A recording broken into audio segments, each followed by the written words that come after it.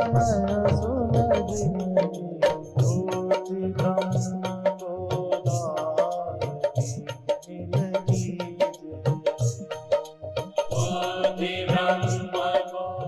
श्री राम जय जय राम। श्री जय जय राम। श्री राम जय जय राम। सच्चिदानंद भगवान की, सनातन धर्म की। भगवान श्री कृष्ण ने ये कहा, अजोपि सन् अव्ययात्मा सन् भूतानामीश्वरोऽपि सन् प्रकृतिं स्वामधिष्ठाय संभवामि आत्ममायया। भगवान अजन्मा होते हुए अविनाशी होते, अर्थात कभी पैदा नहीं होते, कभी नहीं मरते, तो अज होने पर भी अव्ययात्मा, कभी न समाप्त होने वाले, कभी न समाप्त होने वाले अव्यय, अव्ययात्मा सन भूतानाम ईश्वरोऽपि सन, प्राणियों का नियमन करने वाला ईश्वर, नियंत्रित रखने वाला सारी सृष्टि का, फिर भी संभवामि आत्माया, मैं अपनी माया से पैदा हो जाता हूं, जन्म ले लेता हूं। हम सब अविद्या माया से पैदा होते हैं, अविद्या माया। ये फूलों में, हाँ, और फूलों में रहते ही है सब गड़बड़। और जब अभी सूचना हो रही थी ना कि सब लोगों को मौका दिया है, तो मैं सोच रहा था बहुतेरों को मौका नहीं मिला, लेकिन किसी के माला पहनाने पर जिनकी ताली बजती है, जिनके मन में खुशी होती है, समझो उन्होंने भी पहनाई है। और जो मुंह लटकाए बैठे रहे, हाँ, जो मुंह लटकाए रहे, समझो इन्होंने नहीं पहनाई। ऐसे ही राम मंदिर की बात भी क्या लगा कि जिनको मंदिर बनने के नाम से खुशी होती है, समझ लेंगे कि ये बनना चाहते हैं, और यदि उनकी संख्या 2/3 हो जाए ना, तो मंदिर नहीं, राष्ट्र की सभी समस्याएं सुलझ जाएंगी।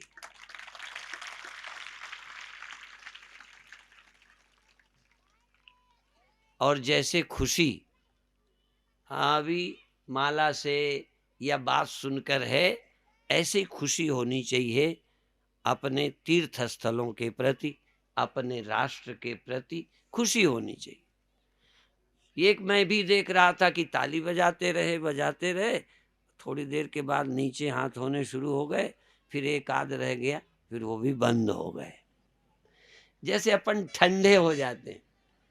असल में हमारी खुशी, हाँ, छलकती रहनी चाहिए, मुंह लटका के नहीं।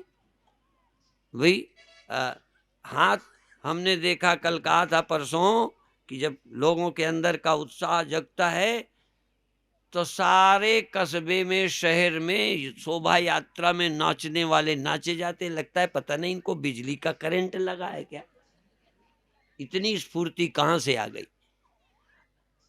असल में मनुष्य अनंत शक्ति का भंडार है। जैसे इतने बड़े वृक्ष को, पीपल के बड़े वृक्ष को इतने से बीज के अंदर समाहित है, दिखता नहीं। आपको हम पीपल का बीज दिखा दें तो कल्पना कर सकते हो इतना बड़ा वृक्ष इसमें होगा। आपके अंदर क्या छिपा है, कल्पना नहीं कर सकते। जानते हो, कोई कहता है 1 किलो इतने वो विस्फोटक सामग्री मिली। अब वो 1 आध किलो बताओ, इतनी बड़ी बिल्डिंग और 1-2 किलो के विस्फोटक से हरदा उड़ाया जा सकता है। पर अभी आप जानते नहीं शक्ति क्या चीज है। ये जो मोटा मोटा दिखता है ये कुछ भी नहीं है, और यहां तक जिसको सूक्ष्म कहते हो वो भी कुछ नहीं है। शक्तिमान तो सूक्ष्म से सूक्ष्म ईश्वर है, उसमें शक्ति है। इसीलिए शक्तिमान भगवान को बोलते हैं, ईश्वर को सर्वशक्तिमान बोलते हैं। सर्वशक्तिमान, ईश्वर में सारी शक्ति है। इतना ही नहीं, जन्म देने की शक्ति, पालन करने की शक्ति और सबको फिर विलय कर देने की शक्ति। वो जन्म देने वाला है, पालन करने वाला है और सबको मिटा देने की भी शक्ति है। शक्ति पैदा ही करने की नहीं, मिटाने की भी होती है, पर समझ नहीं पाते। उस शक्ति को जगाना, सृष्टि के लिए शक्ति जागृत करनी होती है, और फिर उस सृष्टि की शक्ति को वापस छीनना भी होता है। और ये कोई ना कोई छीनता है, तुम समझते नहीं हो। ये बुढ़ापा आना, जवानी का जाना, ये कोई अपने आप नहीं होता, निश्चित एक व्यवस्था है। उदय और अस्त, पेड़ में फूल का, पुष्प का खिलना, कली से फूल बनना, फिर कुम्हलाना, कौन करता है? कहीं ना कहीं भीतर प्रक्रिया है। पत्तियों का आना, पतझड़ हो जाना। और मैं समझता हूं कि यदि पेड़ को अकल होती, थोड़ी और पूरी दो हैं, थोड़ी अकल होती ना तो पतझड़ देख के घबरा जाता कि हाँ ये क्या हो गया, सब पत्ते चले गए, अब हमारा क्या बनेगा, दुखी होता। और यदि बहुत उसके पास ज्ञान होता तो वो समझता कि ये पतझड़ एक प्रक्रिया है, इसमें कोई नुकसान नहीं है। जैसे अविवेकी बूढ़े होने को दुख समझता है, शरीर छूटने को बुरा समझता है, पर ज्ञानी बुरा नहीं समझता, ज्ञानी दुखी नहीं होता। ये जो कुछ दिखाई देता है ये सापेक्ष सत्य है, निरपेक्ष सत्य नहीं है। जो तुम देखते हो, जो तुम्हें अनुभव में आता है, ये तो नंबर 2 का सत्य है। नंबर 1 का सत्य देखा ही नहीं। जब हम दुनिया के कोई उदाहरण आपको देते हैं समझाने के लिए, घड़ा, मिट्टी, तो आपको घड़ा ही नहीं दिखता। ध्यान दो तो घड़े में मिट्टी भी दिखती है, लहरें ही नहीं दिखती, जल भी दिखता है। परंतु यहां जब हम पूछते हैं कि परमात्मा दिखता है, तो नहीं, जगत दिखता है, परमात्मा गायब। और सचमुच अस्तित्व तो परमात्मा का है। अब ये सूत्र जरा ध्यान रखें, अस्तित्व, एग्जिस्टेंस है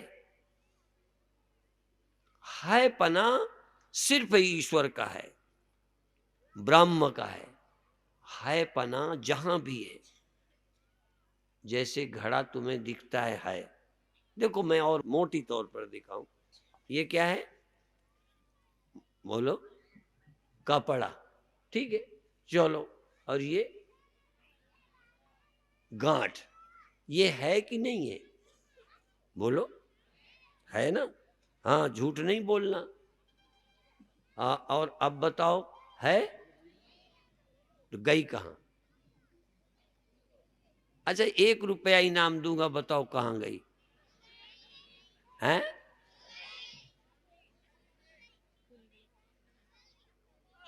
अरे खोल तो हमने दी, गई कहां? जानवर को कोई खोल दे तो कहीं चला जाता है, कुत्ते को खोल दो तो कहीं चला जाता है। हमने ये पूछा है गांठ गई कहां है? अच्छा, इसके अंदर चली गई, अंदर चली गई, ना अंदर गई ना बाहर गई, और थी और अब नहीं है। क्यों? बताना क्या चाहता हूं, क्यों? क्योंकि है सचमुच दिखी थी, है, उस है को पैदा किया था, इस है को पैदा किया और ये है समाप्त हो गया, चला नहीं गया, समाप्त हो गया। अस्तित्व में आया कि है, अब पता चला नहीं है। लेकिन एक और है जो उसके आने से आया नहीं, उसके जाने से या समाप्त होने से समाप्त नहीं हुआ। जो पैदा होने के पहले हो, समाप्त होने के बाद भी समाप्त न हो, उसको हम कहते हैं सत्य। और जो उस सत्य के कारण, सत्य के कारण और भी कारण होंगे, निमित्त कारण होंगे, ऐसा नहीं है। मैं इसके गांठ का निमित्त कारण हूं। मैंने गांठ को पैदा किया है और मैंने इसे समाप्त किया है, इसलिए मैं पैदा होने में और समाप्त करने में निमित्त हूं, उपादान नहीं। लेकिन मैं नहीं, मेरे बाप के बाप भी, यदि ये कपड़ा न होता तो गांठ को पैदा बात समझिए। क्यों? कपड़ा पहले से ही है, गांठ मैंने पैदा की है। तो सब कुछ पैदा किया गया है, पैदा हुआ है। सिर्फ एक सत्य है जिसके कारण, जिसमें ये सब पैदा हुआ है, वो किसी का पैदा किया हुआ नहीं है। जिसको किसी ने पैदा ना किया हो, बल्कि जिसके कारण सब पैदा हुआ हो, उसी का नाम ब्रह्म है। इसलिए हम लोग बोलते हैं ब्रह्म सत्यम जगन मिथ्या जीवो ब्रह्मैव न परः। ब्रह्म सत्य है। राम नाम वो कोई उस समय बोलने का नहीं है, इस समय बोलो। राम अकेला सत्य है। नवें गुरुजी ने, नवें गुरुजी गुरु तेग बहादुर जी ने ये कहा है, जो स्वप्ना और पेखना ऐसे ही जग को जान। जैसे स्वप्न होता है ऐसे ही जगत है, इनमें साचो कुछ नहीं, नानक बिन भगवान। इनमें सत्यता और किसी की नहीं जो दिख रहे हैं, इनमें सत्यता राम की है, भगवान की है। जैसे फिर कहूं, इस गांठ में सत्यता, गांठ सच्ची है ना? हाँ है, नहीं तो तुम है क्यों कहते हो यदि है नहीं? कहो नहीं है, नहीं कहो तो 1 रुपया। हाँ, लोग रुपए के लालच में झूठ बोल गए। मैंने कहा कि कहो 1 रुपया इनाम, तो बच्चों ने कहा नहीं है। तो झूठ बोलने से इनाम थोड़ी मिलेगा, झूठ बोलने से थप्पड़ और मिलेगा। इनाम किस बात का? आप ईमानदारी से कहो नहीं है। हाय हाय। अच्छा, अब कहो है। अब है कहो तो तुमको 1 रुपया देंगे।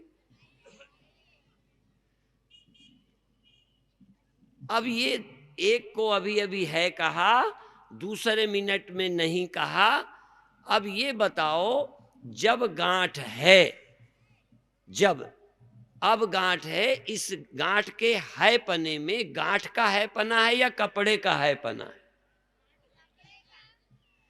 कपड़े के है पने से, कपड़े के है पने से गांठ का है पना मालूम पड़ता है।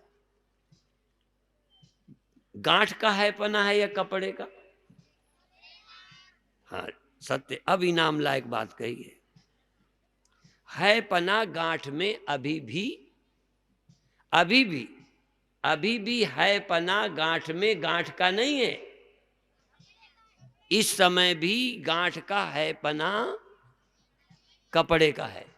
इस समय भी जगत सत्य नहीं है, इस समय भी ब्रह्म का ही, राम का ही सत्यपना है, जगत का नहीं है। इस समय भी, समय हरदा सत्य नहीं है। ये जो दिख रहा है ये सत्य नहीं है। इस समय ये इंद्रियां ये भी सत्य नहीं है। इस समय भी मन सत्य नहीं है। इस समय भी बुद्धि सत्य नहीं है। इस समय भी तुम और हम, ये अनेक सत्य नहीं है। ये हम तुम जो अनेक हैं, इन सब में एक सत्य है। जैसे सैकड़ों बुलबुले हों, उनकी अलग अलग संख्या हो, पर सत्य उसमें जल है। हजारों मकान और घड़े हों, सत्य उनमें मिट्टी है।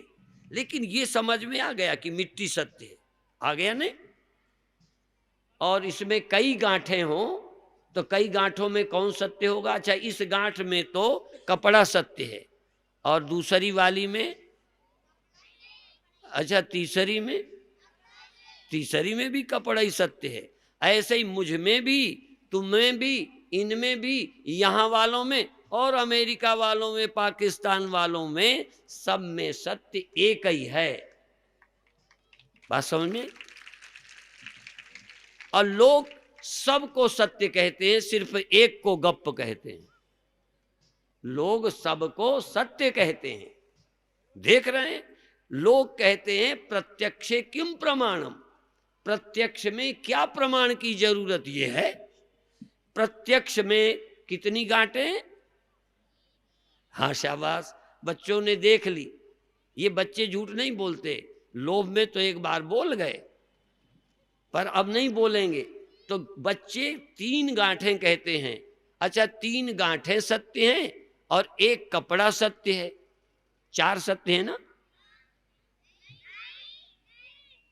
और शाबाश, 3 गांठें यद्यपि हैं, पर सत्य तीनों में एक ही है, एक ही।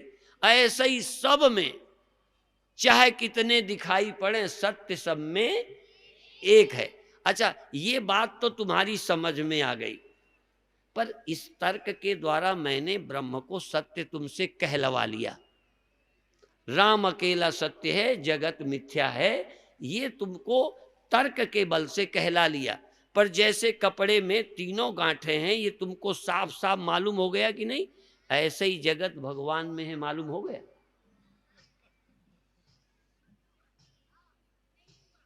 नहीं हुआ। तर्क से प्रभावित हो गए हो, तर्क से मैंने कहलवा लिया है। जिस दिन तुम ये देख लोगे एक सत्य है, अभी तो एक तुम्हारी नजर ही में नहीं आया सत्य, और झूठ क्या कहो? जगत नजर आया, जगदीश नजर, हाँ जगत नजर आया, ब्रह्म नजर नहीं आया, और कह दिया ब्रह्म ही सत्य है। लो, ये अभी तुम झूठ बोल रहे हो। ब्रह्म ही सत्य है, चूंकि तुम भगत आदमी हो, धर्मात्मा आदमी हो, विश्वासी आदमी हो, इसलिए ब्रह्म नहीं है ये कहने की हिम्मत नहीं पड़ती।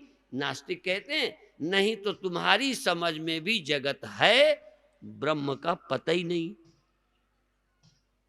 होगा। ये बात है, होगा ये कई, लेकिन अभी हमको पता। जैसे कपड़े में गांठें और जैसे गांठों में कपड़ा है, इसमें कोई संदेह नहीं कि एक कपड़े में तीनों गांठें हैं। अच्छा, 2 कपड़े में कि एक में? एक में। देखो, ऐसे ही क्या एक परमात्मा में सारा जगत है? एक बच्चे ने कहा नहीं, एक ने कहा है। अच्छा है, 2 में से एक कोई ना कोई होगा ही, कहे जाओ। एक बार एक महात्मा प्रवचन करने गए और प्रवचन के पहले पूछा कि आप समझते हो? कहने लगे हाँ। तो उन्होंने कहा जब समझते हो तो तुम्हें समझाएं क्या? उठ के चले गए। फिर दूसरे दिन मंच पर आए तो उन्होंने पूछा तुम समझते हो? तो सबने सलाह कर ली कहना मत। कहते नहीं समझते। सबने कहा नहीं समझते। तो उनका जब समझते नहीं हो तो समझाना क्या? चले गए। अब तीसरे दिन फिर महात्मा जी आए, जैसे हम फिर आए, फिर पूछा कि समझते हो? तो नहीं बोले। फिर पूछा नहीं समझते हो? तो नहीं बोले। फिर सलाह कर ली लोगों ने कि अच्छा आधे कहो समझते हैं, आधे कहो नहीं समझते हैं, जैसे बच्चों ने बोला। आधों ने कह दिया समझते हैं, आधों ने कहा नहीं समझते। तो कहते मेरी जरूरत नहीं है, जो समझते हैं वो उनको समझा दें जो नहीं समझते।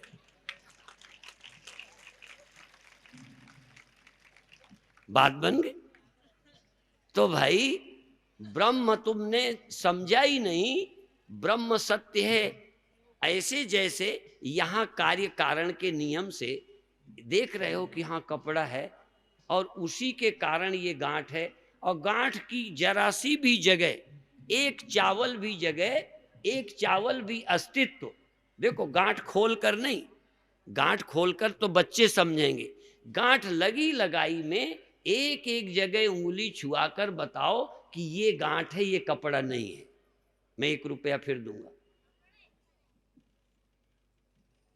कहीं भी हाथ रखो और ये बताओ कि ये गांठ है, ये इतना हिस्सा कपड़ा नहीं है। यदि जानते होगे ना, तो जानने के बाद जैसे यहां तुम कह नहीं सकते कि ये गांठ है, कहोगे ये कपड़ा है, ये कपड़ा है, ये कपड़ा है, इधर कपड़ा। अच्छा भीतर की तरफ कपड़ा है तो गांठ कहाँ है? 100% कपड़ा है तो गांठ कितने परसेंट है? पूरी की पूरा, पूरा का पूरा कपड़ा है, दो चीजें पूरी नहीं हो सकती।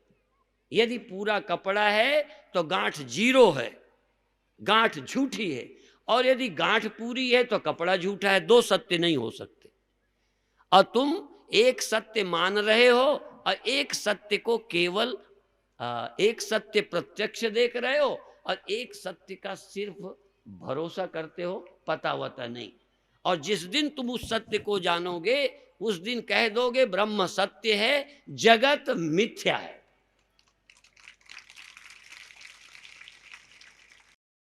अभी जगत सत्य है, ब्रह्म मिथ्या है। और यदि है भी ब्रह्म तो जहां गांठ है यहां कपड़ा नहीं है, जहां जहां गांठें नहीं है वहां होगा कपड़ा। इसलिए यहां हरदा में परमात्मा नहीं, भारत में परमात्मा नहीं, पाकिस्तान में नहीं, अमेरिका में नहीं, चंद्रमा में नहीं, क्योंकि वो तो चंद्रमा है।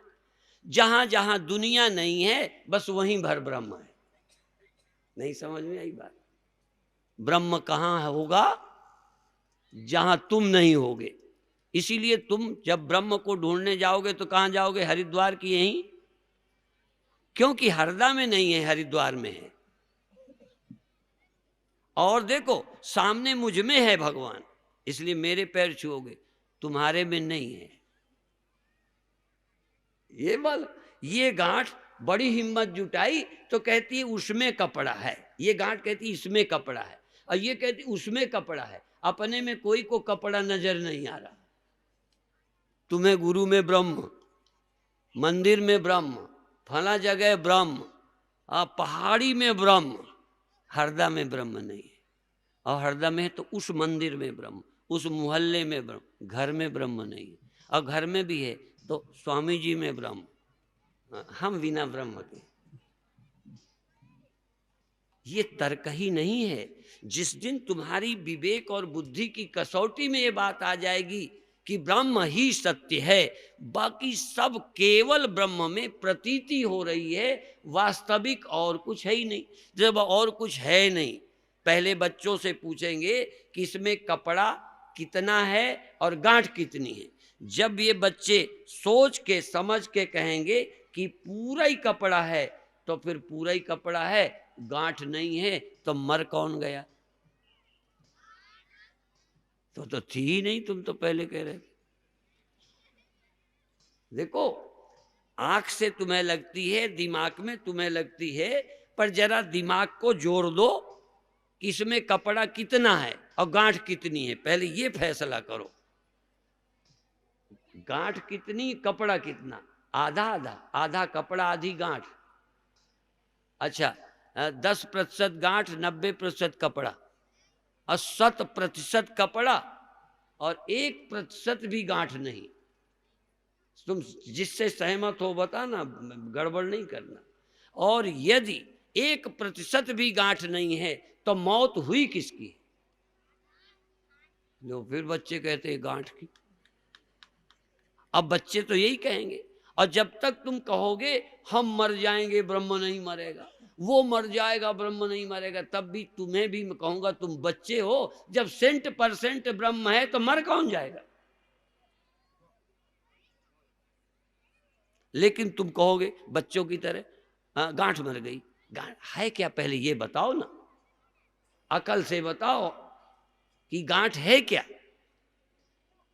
और गांठ नहीं ये मैं नहीं कहता, को कहे सत्य, गांठ को कहे सत्य और झूठ कहे कोई, और युगल प्रबल करी माने कोई, दोनों कहते हैं। है भी अब नहीं है, अब नहीं रही, पहले थी अब नहीं थी, अब हो गई, ऐसा लोग कहते हैं। युगल प्रबल परिमाने तुलसीदास परिहरे तीन भ्रम, सो आपन पहचाने। हम नहीं रहेंगे, नहीं थे बीच में हो गए, हैं नहीं रहेंगे, ऐसा जो कभी हैं कभी नहीं हैं, ऐसा जो देखते हैं ये अभी सही नहीं देखते, ये तीनों भ्रम हैं। जब तीनों को भ्रम जानोगे तो सत्य क्या है ये पहचानोगे। तुलसीदास को कहे सत्य, झूठ कहे कोई, युगल प्रबल करी माने, तुलसीदास परिहरे तीन भ्रम, सो आपन पहचान। तुम पैदा हुए हो मर जाओगे, या तुम हो आगे मर जाओगे, या मर जाओगे तो फिर हो जाओगे, ये हमारे भ्रम है। ये बात आसान नहीं है, थोड़ी कठिन है। अब देखो जो तुम्हें आता है वही बताएं। मैं कभी कभी पूछा करता हूं कि तुम्हारा बच्चा ट्यूशन किस विषय का करता है, जिस विषय में कमजोर है कि जानकार है। दूसरा, आज जब ट्यूटर आएगा तो जो तुमको आता है वो पढ़ोगे या जो नहीं आता वो पढ़ोगे? हैं? जो आता है वो पढ़ोगे? हाँ शाबाश, बच्चों ने कहा जो नहीं आता। तो जो तुमको अभी समझ में नहीं आता वो समझने आए हो कि जो समझ में आता है वही समझने आए हो? तो तुम मर जाओगे ये समझ में आता है, तुम पैदा हुए हो समझ में, ये मेरा है समझ में आएगा, मेरा कुछ है ही नहीं ये समझ में नहीं आता, यही तो समझाने हम आए। जो तुम्हें समझ आता है वही समझाना था, तो हमारा अचार डालोगे क्या? हम किस काम के लिए आए हैं फिर? जो तुम नहीं जानते वो जनाने आए हैं। शास्त्र इसलिए नहीं लिखे कि जो तुमको दिखता है ये ना, ये समझाने के लिए शास्त्र। अज्ञात ज्ञापकत्वम शास्त्र लक्षणम, जो ज्ञात नहीं है वो जनाने के लिए शास्त्र लिखे गए हैं। तो तुम्हारी समझ में है हम पैदा हुए हैं, हम मनुष्य हैं, हम स्त्री हैं, हम जीव हैं, हम दुखी हैं। स्वप्न में समझ आया था कि स्वप्न सत्य है, समझ आया था, फिर जगाने की क्या जरूरत यदि वो सत्य था? और यदि वो सत्य था तो जागने के बाद क्यों कहा वो झूठ था? यदि स्वप्न में सत्य लगता था तो जगने पर वो झूठ लगेगा ही। आपको तो नहीं जगने पर स्वप्न झूठा लगता। बुद्धू से बुद्धू बताए कि जग जाने पर हमें अपना रात का स्वप्न सच्चा लगता है, जग जाने पर स्वप्न झूठा लगता है। जो सपने सिर काटे कोई, बिन जागे दुख दूर न होई, स्वप्ने होय भिखारी नप, रंक नाक पति होय, जागे हानि न लाभ कछु, तिमि प्रपंच जिए जोय। स्वप्ने में एक को 10 लाख की आमदनी हुई स्वप्न में, और एक को 25 लाख का डाका पड़ गया। नींद खुल गई तो क्या हुआ? नींद खुल गई तो 10 लाख की आमदनी हुई है नहीं। अच्छा 25 लाख का घाटा, दोनों झूठ। यहां का लाभ जो तुम्हें लगता है इतना मेरा, इतना ये लाभ दिखाई पड़ना ही स्वप्न है। और मेरा ये चला गया, लुट गया, लड़का चला गया, पति चला गया, पत्नी चली गई, हाय मैं मर जाऊंगा, ये घाटा और घाटे की कल्पना, नुकसान की।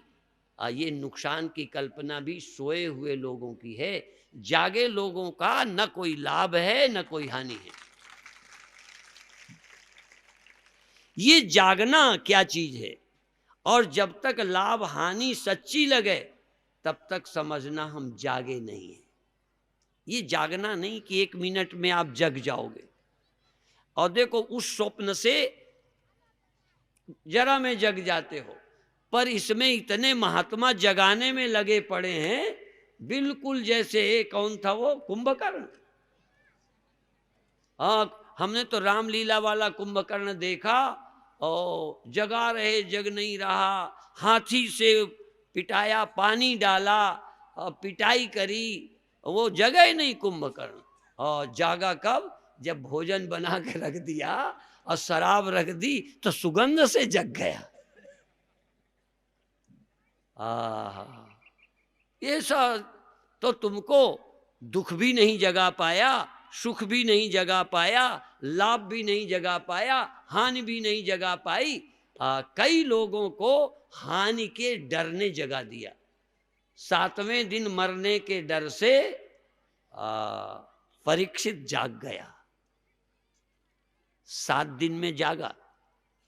अपन तो 7 दिन में भी जगने वाले, हम तो कुंभकर्ण के बाप हैं, हम कोई परीक्षित के थोड़ा हैं, नहीं जागेंगे। और परीक्षित जागा तो परीक्षित की मृत्यु झूठी हो गई, परीक्षित का मरना झूठा हो गया। गांठ यदि जाग जाए, जाग जाए का मतलब क्या? गांठ जाग जाए माने कपड़ा हो जाए। गांठ जगी क्या है? कपड़ा। अब कपड़ा है तो मरेगा कौन? गई मौत। अभी बच्चों ने कहा है गांठ, हमने कहा मरेगा कौन? अरे भाई यदि गांठ जग गई तो क्या पाया कि कपड़े के सिवा कुछ, हाँ, न रहने के बाद जो कहते हैं अब नहीं रही, वो हैं बच्चे। और जो रहते समय कहें कपड़ा के अलावा कुछ है ही नहीं। इंद्रियों से जो देखता है, पश्यतीति पशु, पश्यति इति, पश्यतीति, पश्यति इति पशु, जो केवल देखता है समझता नहीं, वो पशु है। तो जो लोग गांठ देखकर गांठ है कह रहे हैं वो पशु हैं, और जो समझदार हैं वो इसको देख के कहते कपड़ा है, गांठ कहाँ है। ऐसे ही जो जगत देखते हैं इंद्रियों से, सर्दी गर्मी इतना ही, ये जो दिखता है इतना ही देखते हैं, वो जानवर हैं। जो नहीं दिखता उसको भी जो समझते हैं वही मनुष्य। इसलिए अर्जुन को पर भगवान कृष्ण समझा रहे।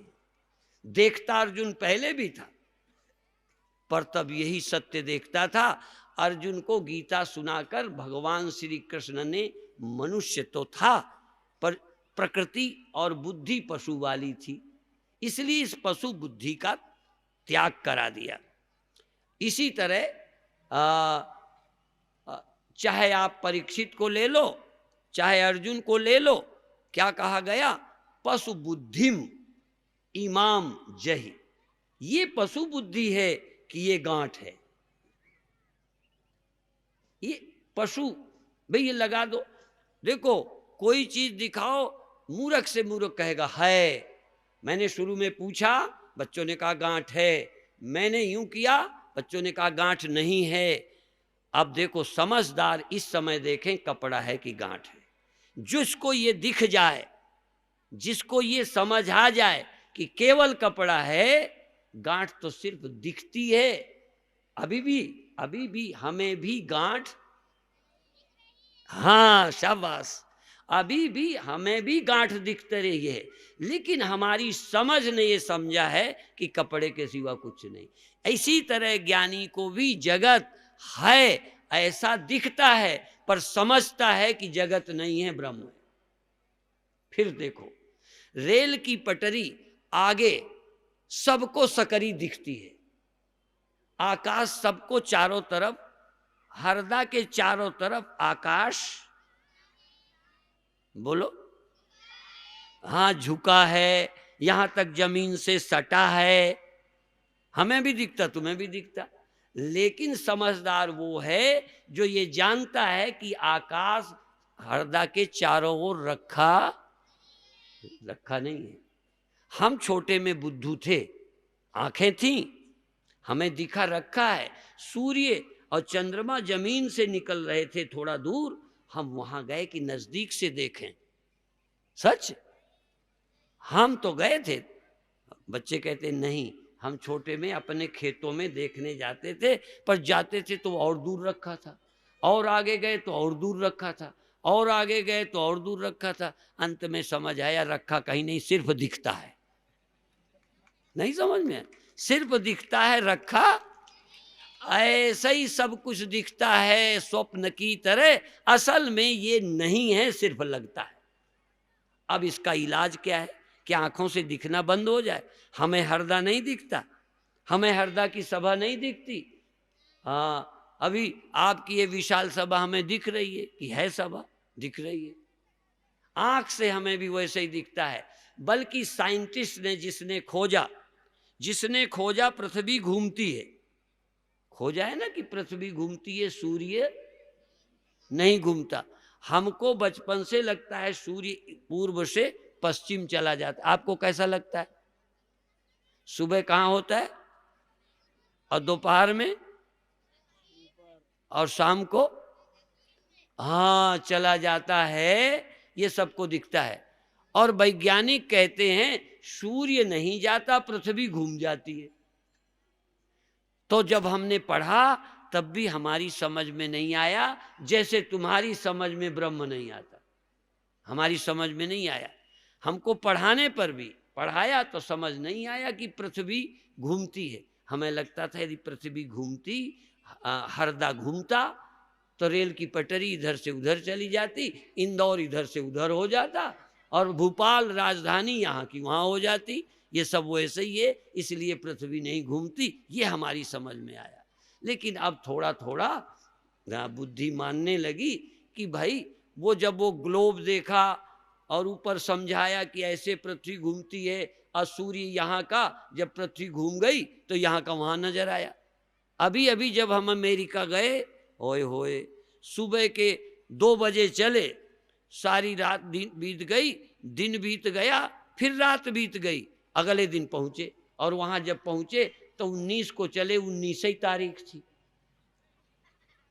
ये सिंगापुर होकर लॉस एंजलिस, सैन फ्रांसिस्को गया, तो जिस रात गया वो खत्म, अगला दिन खत्म, अगली रात खत्म, और फिर पहुंचा 19 का सुबह 2 बजे का चला, 19 को ही पहुंचा दिन के 4 बजे।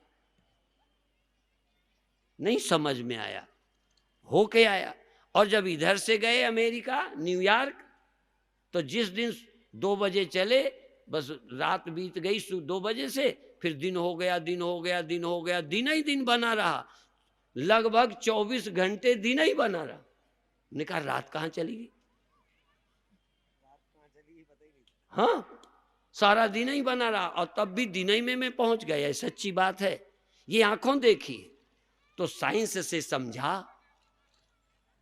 इसी तरह से एक कहावत है कि जब वैज्ञानिकों ने खोज की कि पृथ्वी घूमती है, तो तमाम लोग लड़ने आ गए, बड़े आ गए साइंस वाले, कहते पृथ्वी घूमती है, सूर्य घूमता है, तारे घूमते हैं, चंद्रमा घूमता है, तुम कहते हो पृथ्वी घूमती।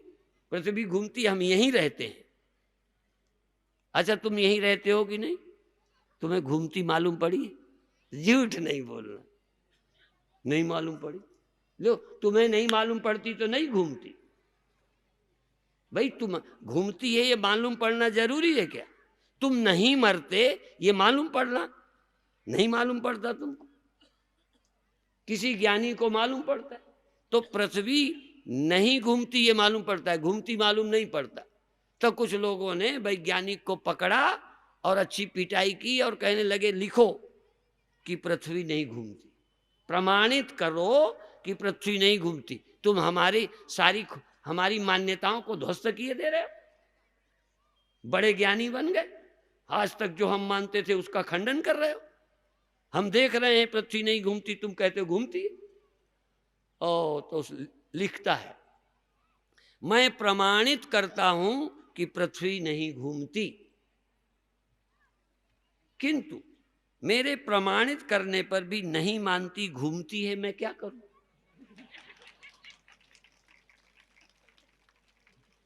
तुम मार मार के लिखवा लोगे तो घूमना बंद हो जाएगा।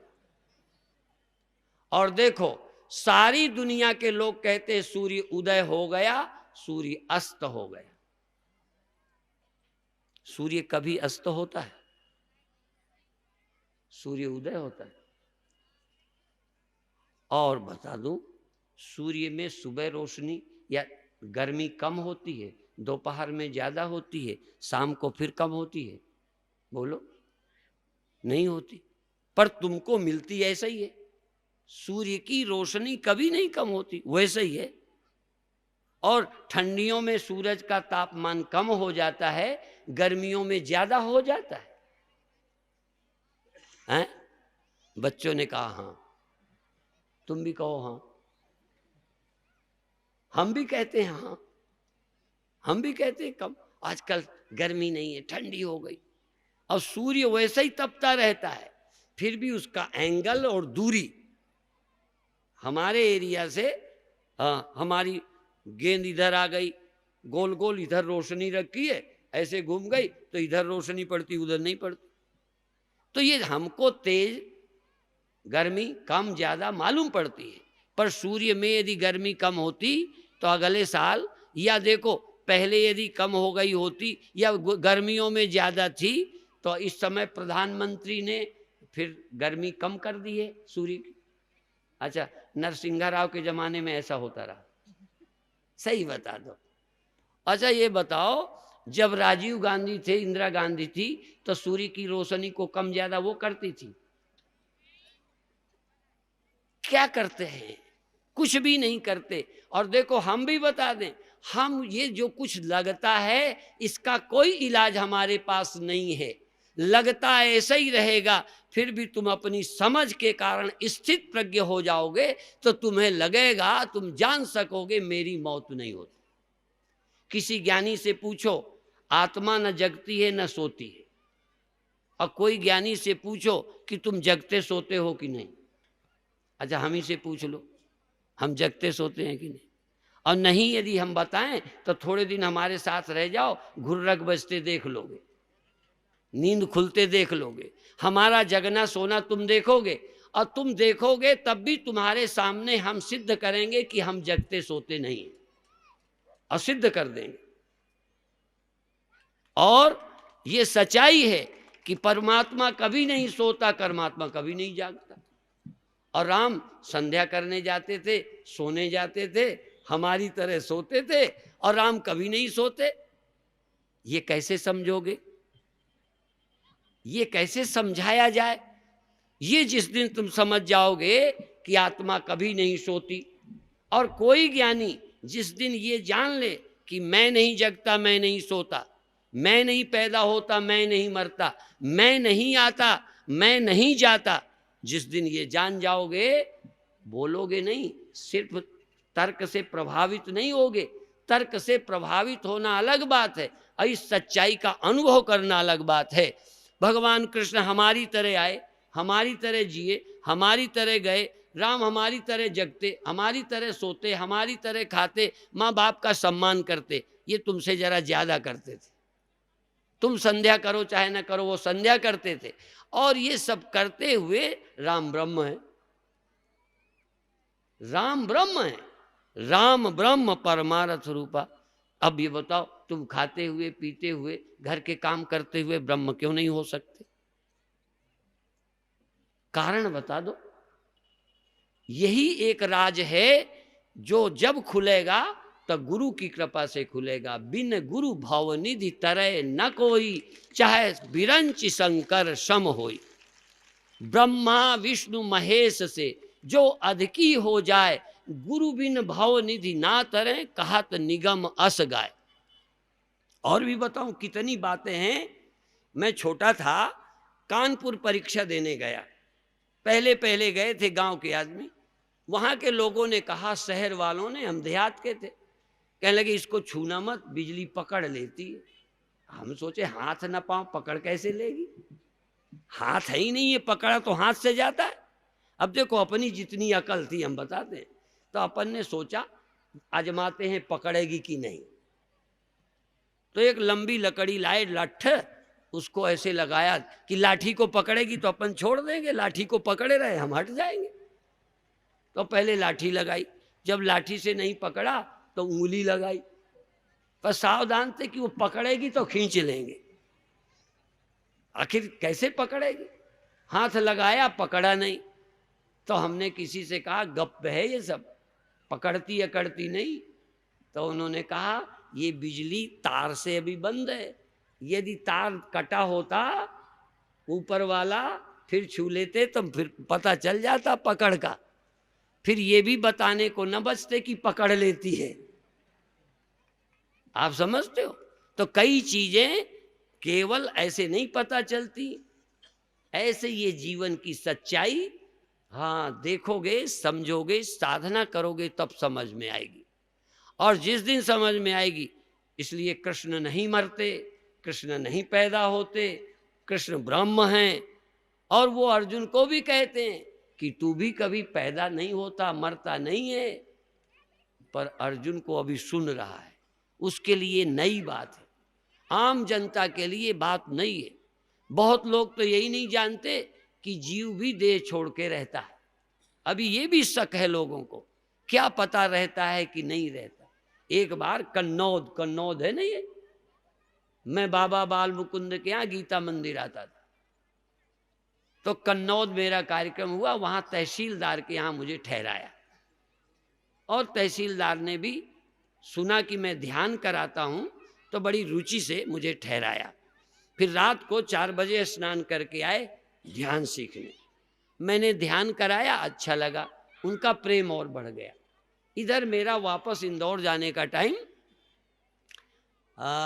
वो तहसीलदार ने कहा मुझे एक बात बता दो कि दूसरा जन्म होता है कि नहीं होता, अगला जन्म मृत्यु के बाद जन्म होता है कि नहीं। मैंने कहा होता है। बड़ा खुश, बहुत खुश हुआ।